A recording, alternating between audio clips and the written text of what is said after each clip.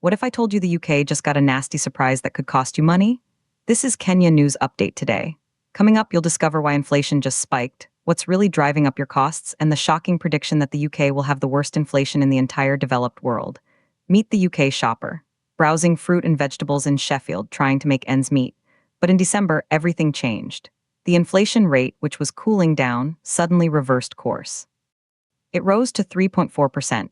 That's above every single forecast. But here's the twist. This isn't just a number.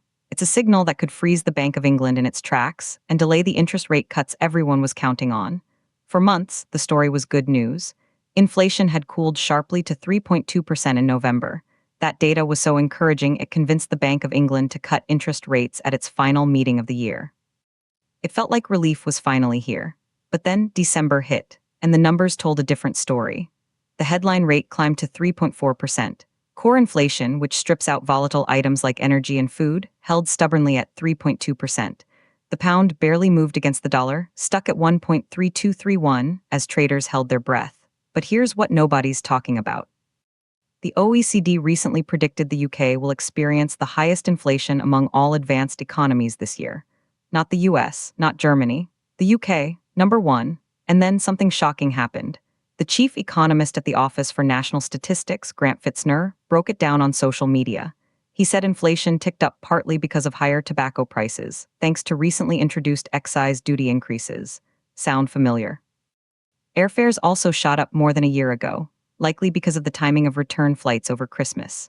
And rising food costs, particularly for bread and cereals, pushed prices higher. Here's the part that will blow your mind.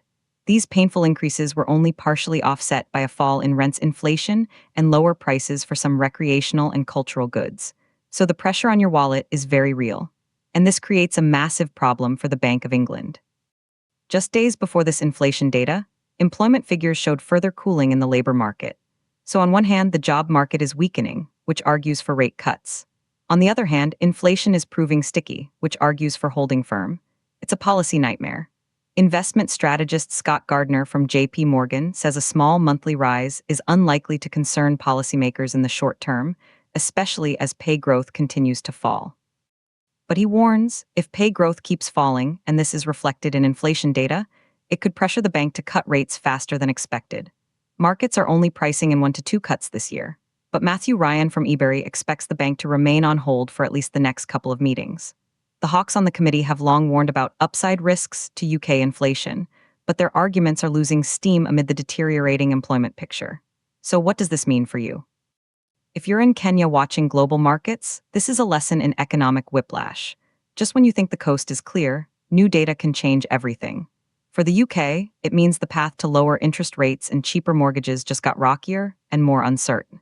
The tension is clear. Some say the bank must cut rates to support a weakening economy. Others say letting inflation linger is a far greater danger. But here's the unanswered question haunting every economist.